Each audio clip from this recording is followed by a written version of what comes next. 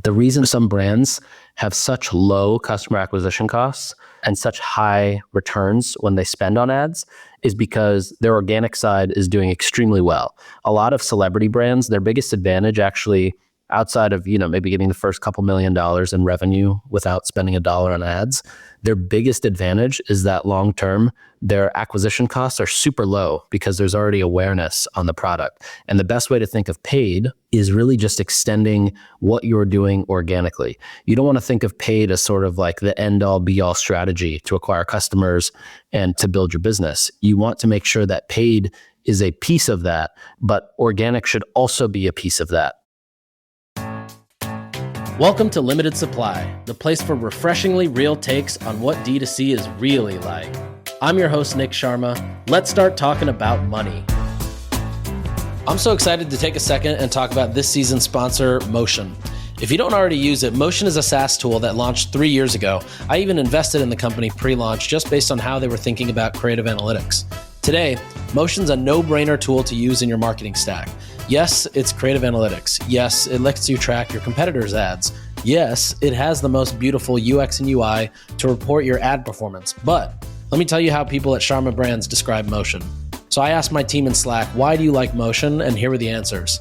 The first reply says, it's really moldable. You can use it for high-level, more creative-driven analytics or get really granular into the media buying analytics and data. It's a super accessible platform for all use cases, and I think it brings our creative and paid teams together. The second reply says it unites everyone, agency and client, creative and paid, founder and marketer. It's so dang easy to understand that everyone really can grip performance and speak the same growth language. The third reply says, I love being able to reference prior campaigns using their filters, and I love that we can use data from the past to make educated decisions on future content. As you can tell, we can't live without Motion at Sharma Brands, and once you see a demo, I bet you won't be able to either. Visit motionapp.com to get 50% off your first month when you mention Limited Supply to their sales team.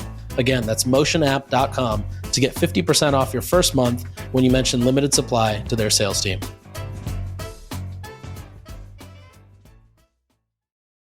Welcome back to Limited Supply. Today, as you can tell, if you're watching from YouTube or seeing a clip somewhere on TikTok or anywhere else, you'll see that we've got a new setup here. We worked with Kevin at Dream Studio and put this amazing studio together. It was a long project, but so worth it. You can see how amazing the studio looks. It sounds great. It looks great. I'm actually talking to a camera. The lighting is perfect. You can't get any better than this. So welcome back to Limited Supply. This is one of our last episodes of 2024, which is very exciting. And so with that, we will be doing a listener mailbag today. And what's fun about today's episode is a lot of the questions are focused on customer acquisition. So I think going into the new year, one thing I want to do is really focus on customer acquisition tactics that I'm excited for personally, meaning things I'm excited to test myself, channels I'm ready to explore, tactics I want to try out. And so I'll talk a little bit about some of that today. But for the most part, I will be focused on today's questions. So a lot of these questions actually came in from our Slack community, which is now at just under 6,000 people, which is amazing. 6,000 marketers, CMOs, founders. We've got investors in there. We've got experts in fulfillment and optimizing costs and everything that you can think of related to e-commerce. So if you're not in there already, go to slack.limitedsupplypod.com. Sign up or just click the button on the homepage. It'll take you to a form. Once you fill the form out within 24 hours, my boy Shin will let you in, and you'll be categorized and put into a number of Slack channels. You'll get a proper intro, and it's just a great way to interact with the community. A lot of times I love seeing how people are just asking questions on a daily basis. What are your Shopify? What's your payment rate for Shopify payments? Or what are you guys paying for shipping for this? Or, what vendor should I use for this? The questions are awesome, and it encourages a lot of dialogue. So definitely check that out. We're going to be doing a lot more with that going into the new year and with meetups around the globe, which have already been happening, which is so cool. But for today, we're going to get into today's episode. We're going to talk all about customer acquisition. So we have a number of questions here, and we're going to go deeper on them. If you hear by the way, I appreciate everybody who sent me a voice note or an email with feedback on limited supply. It seems like a lot of people want a lot more things around customer acquisition and scaling that, and a lot more tactical. So going into the new year, what I want to do is basically put together a list of all the things I want to talk about, and then I'm going to try to go find experts for everything if I don't specifically know something about that. My expertise is mainly around customer acquisition and growth marketing. And so for those of you who asked for things around, optimizing operational costs or, raising capital, I'm going to try to find experts to bring in to do that. So without further ado, I think let's get started on today's episode. The first question comes from Amy, and she asks, how should a small self-funded brand optimize their budgets for ads when every dollar counts? Well, Amy, the first thing I'll say is, and this is something that's going to keep coming up because a lot of people have asked sort of like a similar thing, is what you don't do in terms of organic marketing, meaning what you cannot drive in terms of eyeballs or clicks or awareness from your organic marketing efforts, that's what you're going to make up for on the paid side. The best way to think of it is like,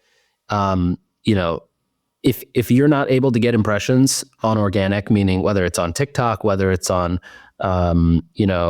PR articles, which I don't think are that effective anymore, whether it's on, other people posting and tagging your product to their own network, if you can't seem to do that, then where you make it up is on the paid side. The reason some brands have such low customer acquisition costs and such high returns when they spend on ads is because their organic side is doing extremely well. A lot of celebrity brands, their biggest advantage actually, outside of maybe getting the first couple $1 million in revenue without spending $1 on ads, their biggest advantage is that long term, their acquisition costs are super low because there's already awareness on the product. And the best way to think of paid is really just extending what you're doing organically. You don't want to think of paid as sort of like the end all be all strategy to acquire customers and to build your business. You want to make sure that paid is a piece of that, but organic should also be a piece of that. So to your question, Amy, how should small self-funded brands optimize their budgets for ads when every dollar counts? First, you really need to understand the content that works. And I think the best place to do that, if every dollar really does count, you're a small budget brand, is testing that on organic social. All these platforms, TikTok, Reels, Shorts, even LinkedIn, X, Facebook Stories, all these platforms push your organic content pretty heavily. And you can easily get a read of, does something work? Does it not work? Does it have a chance of doing really well, et cetera? Whatever does well, move it over to the paid side. If you think about some of the fastest growing brands on TikTok today, that, it's a bar soap doing $5 million a month. The reason that their ads work so well is because all they're doing is actually taking content that's doing really well organically and then boosting it from an ad standpoint. Separately, another way to answer this would be if you were starting with just Meta, right? If you're like, okay, Nick, don't tell me about organic content. Don't tell me how to whitelist stuff. Just tell me, how do I maximize dollars with ads? The way I would do it is basically start with Meta. The reason I like to start with Meta is the feedback loops are really sharp and really quick. Meta is for the most part a click-through based platform, which means there's two ways to do it: click-through based platforms and view through and click-through, and they're actually sort of more attribution ways to categorize it. So click-through attribution is, I see the ad, I click it within a certain window. Usually that's 7 days. So within that 7-day window, if I go buy the product after clicking an ad, that ad gets the click-through attribution credit. If I see an ad, like the platform knows that I saw it, I saw the impression, but then later, I didn't click it, but then later ended up buying the product, that gets view-through credit. Now, the reason platforms like a Northbeam are so important is because it'll actually help you understand which view-through or click-through credit to give credit to, right? If I see a Facebook ad for a phone case, but then I go to Google and search Pila phone case, and I click the Google ad, now you're kind of conflicted, right? Do I go into Facebook? Do I give credit to Facebook or credit to Google? That's where platforms like Northbeam are really helpful, because it helps you understand which channel or which ad deserves the attribution.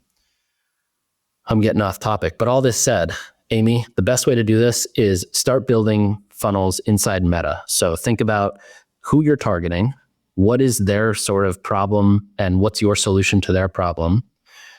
Design the ad. Where are you landing people? Is it a product page? Is it a landing page? Is it a listicle? Is it an advertorial? And then you want to basically see how those users convert. So start with Meta. You can usually get the most amount of data there. It's also the easiest place to start with smaller budgets. You can start on Meta with $50 a day and start to see what works, versus maybe on TV, you've got to spend $1,000 a day, $2,000 a day. And so start with Meta, see what works. And then as things start to work, just double down, right? Don't try to go and scale too quickly or do anything that's not going to be beneficial to you. Just start slow, start to see what works, and then really hit the gas. A lot of the brands that do well sort of follow this path. Of course, they've got their organic piece, but they start slow. And then as they start to see things that work, you just start adding more fuel to that fire. Hopefully that helps. Next question comes from Kuljit. Kuljit asks, how can brands measure ad creative effectiveness and know when to scale or cut ads? Well, Kuljit, you asked also about CTR, CPM, and CPA benchmarks. I can't necessarily give those to you because those are so specific from brand to brand, not even from category to category. We have 2 supplement brands we work with where, one brand's good ROAS is 20, the other brand's good ROAS is 2. Both in the same category, but again, because the one with 20 has such a high organic market penetration, their paid ads perform extremely better, much better than the one that's just running paid ads. So anyways, how can you measure ad creative effectiveness? Well, I would 100% recommend you use motion, because motion is probably the easiest way to visualize that from a standpoint of a designer, video editor, animator, copywriter. However, the way I would do it is essentially create a rigorous creative testing program inside your ad account. And I like to do this inside Meta, or I'll at least give the example of Meta, because I'm assuming that's where most people are spending. And the way I like to do it is you've got your scaling campaigns, right? Those might be CBO campaigns, those might be ASC campaigns. But essentially, these are campaigns that are scaling. They've got majority of your daily budget in them. Now, separate from that, you want to have a campaign that's set up entirely for creative testing. So the way that I like to do it is you have basically 3 ad sets inside this. You have a CBO, and then you have 3 ABOs inside. One is focused on broad, one is focused on lookalikes, and one is focused on interests.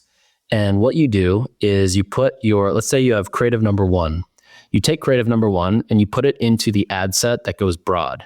You give yourself basically 2 days inside that ad set for creative number 1 to get a purchase, and you give yourself 3 times your allowable CAC for that to hit its first purchase within the creative testing. What that does is it forces Facebook to push it a little bit and allows you to push it without just cutting it right at the main CPA goal you have, the CAC goal, customer acquisition cost. If it doesn't hit in the broad ad set, move it down to the lookalike ad set. Let it spend 2 days there. If it doesn't hit there, move it down to the interest group ad set. Now, whichever one it works in, port that over to the equivalent scaling campaign. There might be a scaling for broad, a scaling for lookalike, and a scaling for interest. So if it works in an interest, put it over to the scaling interest. If it works in broad, put it over to the scaling broad. And essentially what you do there is you have a 6-day turnaround max to understand whether or not a creative is going to work. And if it works, it's great. If it doesn't work, you tested it on low budget, and you didn't put it in your scaling campaign, so it's all good. But that's how I would do it. Every week, or at a minimum every 2 weeks, you should be rotating a new creative, using what you know works from a data standpoint. You can use motion for that, and then taking that and actioning that. You might see that, for example, one of your best creatives has a really high hook rate, meaning people who see it stop scrolling and they want to watch something. And so you might then take that information and apply the same hook to another video, right? Keep the same hook as the one that you know works, but then test out what is the main talking points? How does that differ from the hook? Or what is the call to action? How does that differ? Maybe it's a different offer. So all that said, that's how I would do it. if you look inside a motion for, if you just use Ads Manager, you'll be able to understand. You're going to know what's your CPM, what's your CTR, what's your CPC, your cost per click, and eventually what's your CPA. But the best way to do this is in motion, because you can actually compare it to the rest of the ad account, or to a specific campaign, or to a specific creative or specific time period, which is why I recommend doing it that way. But hopefully that helps. And if this is fun or interesting, then I would love to do an entire episode on account structure, breaking that down, and just see how most people do that. Okay. Next question comes from Christy. And Christy asks, can you simplify marketing metrics and KPIs for people who aren't experts in the field? Absolutely, Christy. So marketing metrics and KPIs, well, I'll tell you the few that I think come to mind. One is CPM, cost per, I believe it's cost per metra, basically cost per 1,000 people that see your ads. CPM is essentially, it's dynamic in most of the in the context that we're speaking in, which is performance marketing. CPM is very dynamic. The reason people love channels like TV or, postcards, or even some of these more like traditional publisher banner ads, is because a lot of them tend to have flat CPMs. And, Procter & Gamble can go in and say, hey, Vice Media, we want to buy 25 million impressions at a $3 CPM, and we're going to prepay that for the whole year.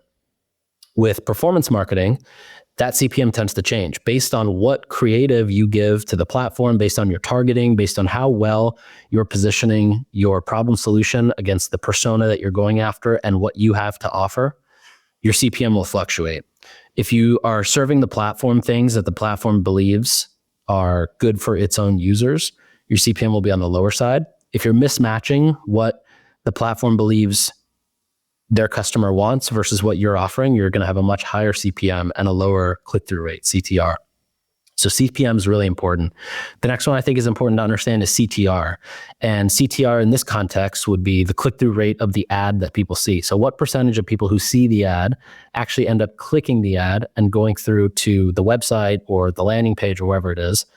CTR in general is just click-through rate. So you might leverage the acronym CTR or click-through rate in a number of things. It might be on a landing page. If you're trying to understand from a listicle going to a product page, what's the CTR of people who read the listicle and end up on the landing page?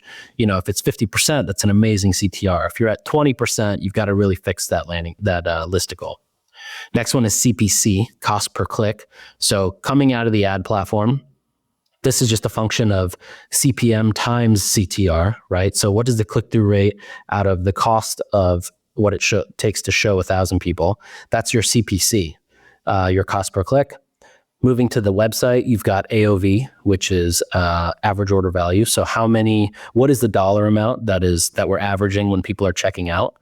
There's another one that's used a lot in high SKU brands called UPT, which is units per transaction. How many items are people checking out with? Not the dollar amount, but how many actual items in the cart. The next one is ROAS. So looking at both the ad platform and the website, what is the return on ad spend? That's what ROAS stands for. And ROAS, keep in mind, is specific either to a channel or to a campaign or to a creative. ROAS is always tied to something specific. The next one is MER, M-E-R, or media efficiency ratio. This is generally viewed as total spend to total revenue. So if you're selling, if you're advertising on Facebook and Google and TikTok and Snapchat and TV, and you're sold online on your .com, on Amazon, in Sephora, on Goop, your MER is total spend on all the platforms to total sales on all the platforms. It sort of just helps you understand from a very high level, how is your performance doing? Now, it can be dangerous to look at MER if you look at MER as an excuse for bad performance on an individual channel, it's not a good way to look at MER. If you look at MER as a function of, we're spending a lot, we're generating a lot, or maybe, you're a brand that's doing a few $100 million in revenue and you need to understand what your ad spend is doing to that, that's a much better way to look at it. The last one I think is worth mentioning is ROAS. So your incremental ROAS, meaning if you were to run an incrementality test with a new channel. So for example, let's say you're running Snapchat and you're driving sales to the .com, right? You might see in Snap that your .com only has a 1.4x ROAS in platform, meaning for every dollar you spend on Snap, you're making $1.40 in revenue. Now, when you factor in your ROAS, that would be after running an incrementality test where you might say, well, let's understand what that Snapchat spend, let's see what that does to sales in Target or on Amazon or on Goop. And you can actually understand, maybe you might realize that even though you're making $1.40 on your site, you're actually making another, $2.60 across the other platforms. So your ROAS is actually a 3, not just 1.4. Does that make sense? So for every dollar you spend on Snap, in reality, that translates to $3 in revenue.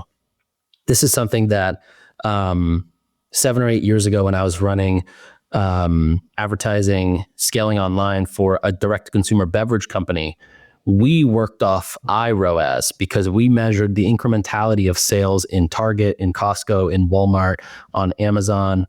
And we could actually see that for every dollar we spent online, we had a 1 ROAS on our .com, which we were happy with because as a beverage company, we had really good return rates. We had really high subscription rates. So the business was fine there. In fact, we could have gone down to a 0.6 or 0.7 and still been happy. But when we looked at the incremental ROAS across all of our channels, Amazon, retail, et cetera, it was actually a 3. So that's why we had the ability to continue spend even more. Those are some of the metrics that are KPIs that I would focus on. Obviously, if you're looking at channels like email, you might look at deliverability, you might look at open rate, click rate, unique open rate, revenue per subscriber. If you're looking on the website, you might look at email opt-in rate. So depending on where you're focused, you might look at different metrics. But for today's episode, in the context of performance marketing, I chose those. Whether you're spending $50,000 per month, $50,000 per week, or $50,000 per day on ads, there's one thing that you need in all those scenarios. It's creative analytics that help you understand what's working and driving more revenue. With Motion, their software makes it so stupid simple to see what is performing, what is missing the mark, and what you should continue to double down on. With Motion, their software makes it so stupid simple to see what's performing, what's missing the mark, and what you should continue to double down on. Motion reports are also the only reports I've ever been able to send to a brand CEO or CMO, but also to the performance marketing team and to the creative team. Their UI makes it so easy to interface, so whatever you're looking for, you can find it or you can create custom reports for it. It's literally an idiot-proof software, and I say that as someone who gets easily confused with complex UI. I want you to try Motion because, like myself, I bet you won't be able to live without it once you try it. Go to motionapp.com, and when you talk to their sales team, mention limited supply to get 50% off your first month. Again, that's motionapp.com to get 50% off your first month when you mention limited supply to their sales team. Try it out and let me know how you like it.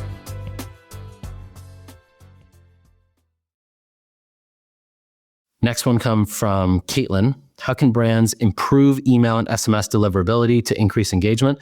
This is actually a place where we do a lot of email and SMS work, and increasing deliverability is a huge part of it, especially as we onboard clients. That said, I'm not personally the email expert. I have hired those email experts.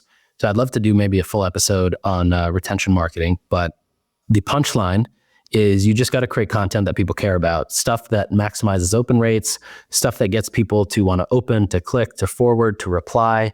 One thing that I do, if you've subscribed to my newsletter, if you haven't, go to nik.co/email.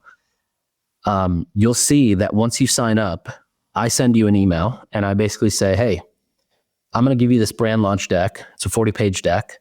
In exchange, as a thank you, just reply to this email and tell me what kind of food you like. I personally love Thai food. You tell me what's your favorite food. Now, what does that do? It tells Gmail, hey, when Nick emails, I'm going to reply. And that tells Gmail, hey, put this in the important inbox. The higher level version of that is basically just increase engagement. You need to make sure that what you're offering in terms of your content, your copy, is matching up to what these people are looking for. So the more you can do that, the more you can increase deliverability. On SMS specifically, it's a lot more, you just need to be a lot smarter. You can't necessarily overload somebody's SMS inbox. You need to be really really, what's the word here? Basically, you need to be very specific about what you're sending and why you're sending it. Because if you don't, you're going to get spam complaints, which is just going to, it's a whole thing you don't want to deal with. So basically, maximize your alignment between the problem and solution that your customer has and the problem your customer has, the solution that you're offering, and why is that a convenient offer for them? The more you do that, the more you can increase deliverability. Jordan asks, how can brands prevent coupon code leaks and maximize influencer/affiliate marketing ROI? Well, Jordan, if you Google social snowball safe links, that is tactically, that's probably the easiest way to do it. You can essentially use these links that somebody clicks the link. Let's say I'm an affiliate. I get my safe link that I share to my list or to my, blog or whatever it is. When you click the link, there's no coupon code that you're clicking right away. Instead, as soon as you click the link, you'll get a pop-up on my website or whoever the brand site is, and it populates a unique coupon code for basically a single use of that session. This makes sure that, instead of Sharma 10 or Sharma 20 being the code, which can easily get leaked to Retail Me Not or any of these coupon sites, instead you get a random string of letters and numbers that you copy or will auto apply to your checkout session in that browser session. And me as the affiliate, I get credit, and the brand doesn't have to worry about getting put onto a coupon code site because those coupons aren't going to last, right? That's a one-time use coupon for you and you only. So I would definitely try that to prevent coupon code leaks. And then to maximize affiliate and influencer marketing ROI, there's so much to say here about how you can do that. So that might be a separate episode. But, at a high level, I think, one, make sure that the creators you work with, the affiliates you work with, they know their audience best. So try to work with them to understand what is the best thing. Is it a steep discount? No, sorry, not a steep discount. Is it a specific offer on a bundle? Is it that they need a specific type of discount that they know is going to work well? Sometimes your brand might offer 10%, but they know that a 15% is going to go way crazier. So definitely talk to them about that. And then from a content standpoint, make sure it feels authentic. This is the biggest thing that most brands forget, is that these influencers and affiliates, all they do all day, the reason that you're paying them is because they know how to create content. So leverage those learnings that they already have. Ask them, what do you think is going to do best? What should the brief contain? If our goal is X, then how would you work backwards from there? Don't just give them a brief and say, these are your talking points. This is exactly what you need to say. Make sure you say it like this. Ask them what they do. Sephora does a good job of this. I've mentioned this before, but like on a quarterly basis or every few months, they meet with their own affiliates, creators, influencers, and they just ask them, hey, what are you seeing in the market? How should we be positioning this? How should we be talking about this? Just this morning, we're working with a huge beauty influencer to launch a brand. And I asked her as well. I said, you've seen what we have on this page. Based on what people ask you on a personal level, do you think that all those questions are answered in this product page? So it's just asking them, I would say at a high level, like, what do you think can be done to make this stronger or, more quote unquote UX friendly? But yeah, hopefully that helps. And of course, whitelisting, making sure you have good copy, making sure you have a beautifully edited video, making sure you have subtitles, all those kinds of small things, of course, maximize it as well. Okay, next question. Sean is asking, what are the best strategies for running teams efficiently and focusing on operational excellence? Well, Sean, my advice is stay lean. If I've seen anything in the last year, it is that some of these lean teams are just crushing. I'm talking about a brand doing $50 million with 4 people, 6 people max. The beauty is that you don't need to have a ton of people. You can leverage freelancers, contractors, agencies. Some of our clients who lean on us to do everything from a digital standpoint, they entirely focus on brand building and product development, and they leave everything digital to us. But because of that, there are 4 people internally, and they might do $40 million in revenue this year, completely profitably, super lean, super focused on what they need to get done. And then they leave the rest of the things that they're not good at, which is generally performance marketing, site optimization, ad creation. They can leave these things to us. We're the experts in that. They can focus on product development and brand building.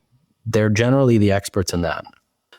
Internally, like as a team structure, I would say you want to make sure you have ops, product, customer experience, and brand building covered.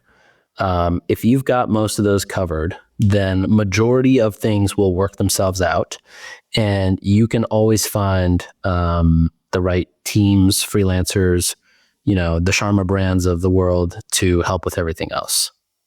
Okay, next question. Jared asks, how can brands gain more awareness through influencer marketing apart from ads? Well, going back to what I was saying in the first question, what you don't do organically, you make up for by paying for it. So whether that's by ads or by paying influencers.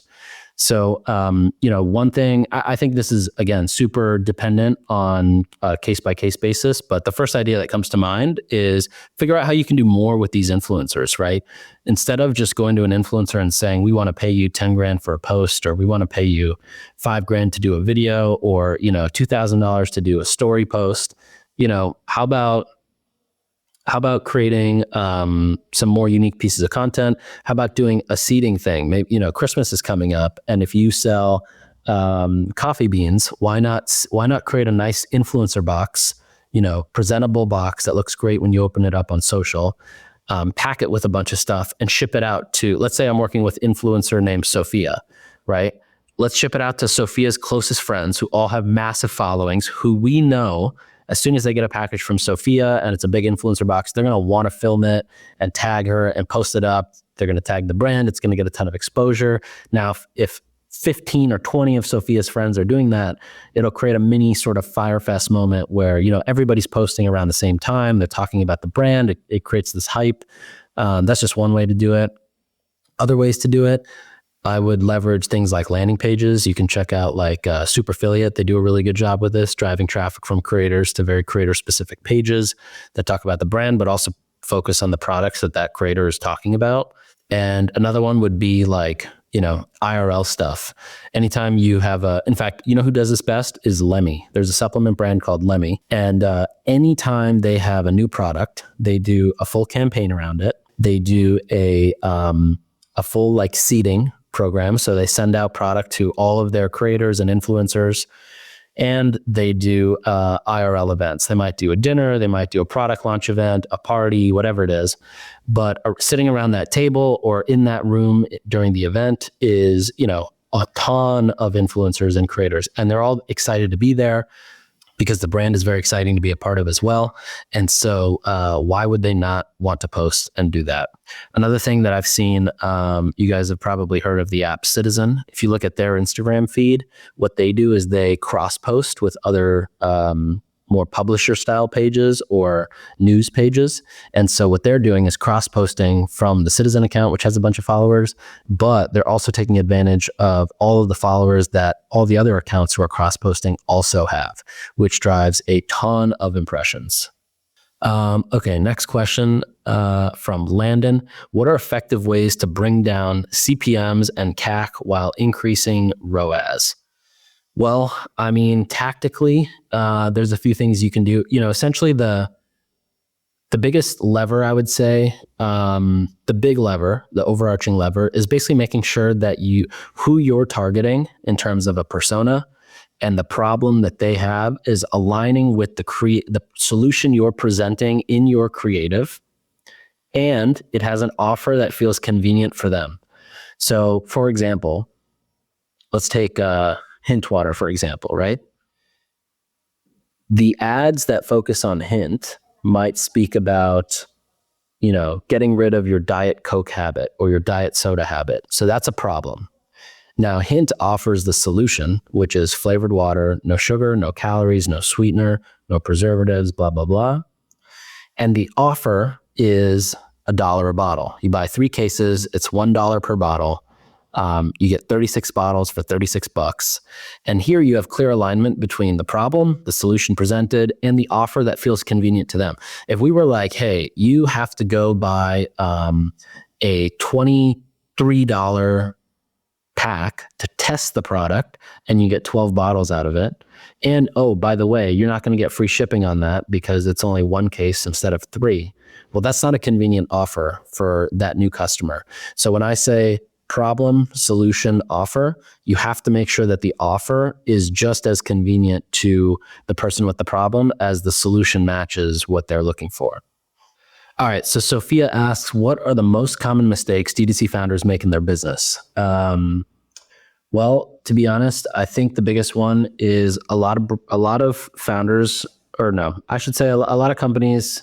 And when I say a lot, I mean the ones that I think most people probably don't hear about, because I think the ones that we hear about a lot tend to be, done by teams or maybe like former operators. But a lot of times when I look at sites or jump on the phone with brands and talk to them, their biggest problem is they don't address problem solution in their content or in their ads.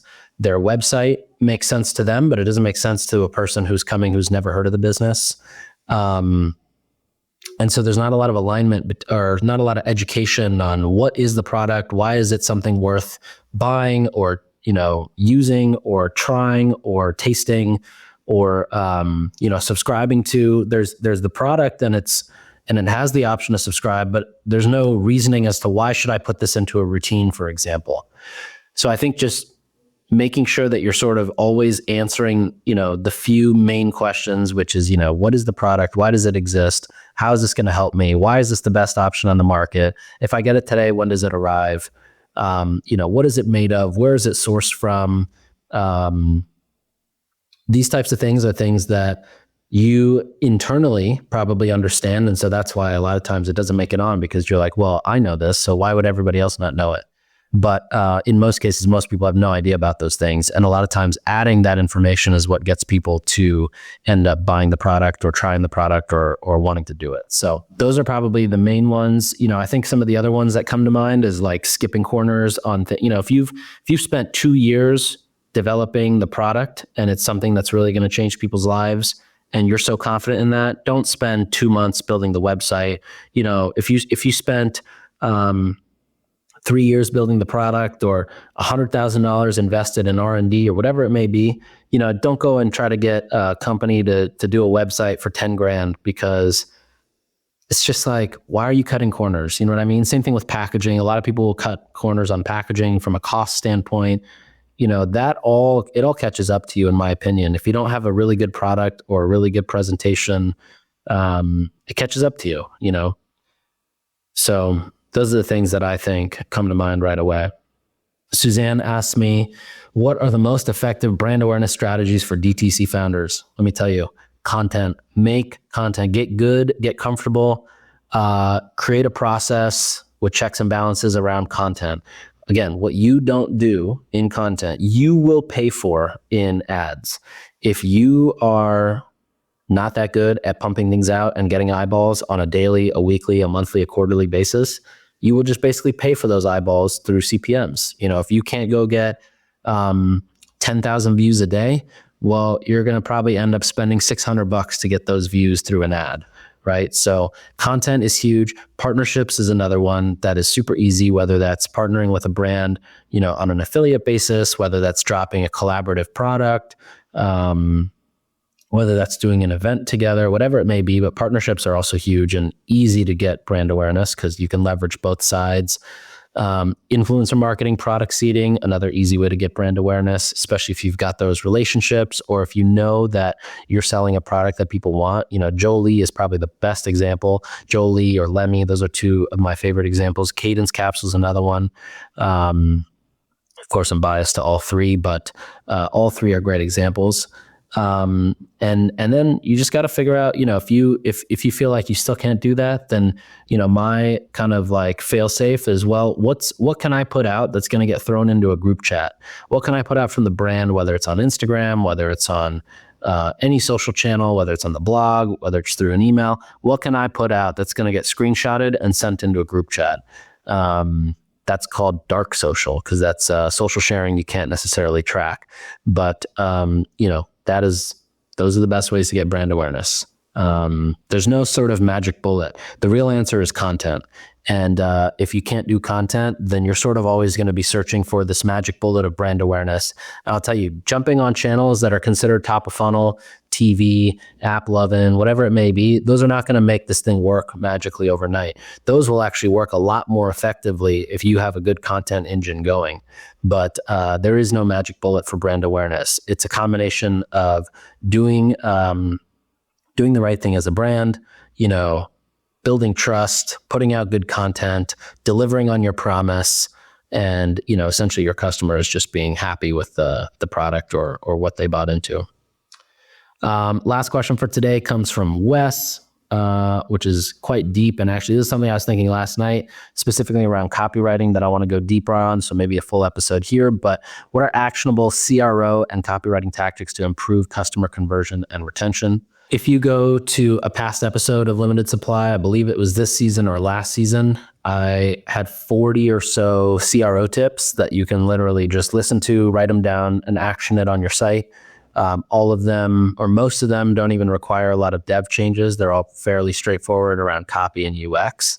But, high level, I would say you want to speak to benefits, not value props. A lot of people speak to value props. It's that goes back to, I believe it was Sophia's question around common mistakes. Most sites focus on value props. They don't focus on benefits. I don't care that Hint water has no preservatives. I care that it's water that's going to kick my Diet Coke habit, right? I don't care that my rice cakes have low calories. I care that it makes for a great after school snack for my kids. So focus on benefits versus just value props. Obviously, value props are supporting and you want to have them on the site. But from a higher level, you need to draw people in with benefits that they can relate to as a consumer. Next one, focus on optimizing the experience for somebody who's using a phone with slow service. So, I always think this is what I call the grandma test, right? Your grandma pulls up your phone or pulls up your site on her phone, things are bolded on the text, they're zoomed in. How does that site experience look? Is it still fast? Is it easy? Can she load a page without getting frustrated? Is it easy for her to go through the site and understand what she's buying? If not, that's generally a function of UX and copywriting. And then the last one is to basically copyright with UX in mind. So think about where somebody's focus goes first. If it's the headline and then the CTA and then the description in the middle, make sure that those play with each other in the right way. But you need to always basically put yourselves in your consumer's shoes. You can just go into your analytics and see what's the most common device type, what traffic, what devices drive the highest number of conversions, and then do everything for that. Don't just build your website for desktop and Figma. Build your website for mobile and then apply it for desktop, or build it for mobile and then build it for desktop, which is the optimal way to do it. So you've got basically a site that works for everything. Okay, well, that wraps up our episode for today. Let me know what you thought of the audio quality. Let me know what you thought of this background and this setup. I'm excited to get more out of here. I hope you have an amazing holidays with your family. Hopefully you're spending some time with your family. Hopefully you're taking a couple days off. For those of you who are media buying, my heart's with you. I will be in Ads Manager as well, looking at numbers, making optimizations. And yeah, I'll see you on the other side. Thanks for listening. We'll be back next time to cut through the noise on CPG, retail, and e-commerce. If you enjoyed this episode, why not share it with a friend? And be sure to subscribe wherever you listen so you don't miss the next one.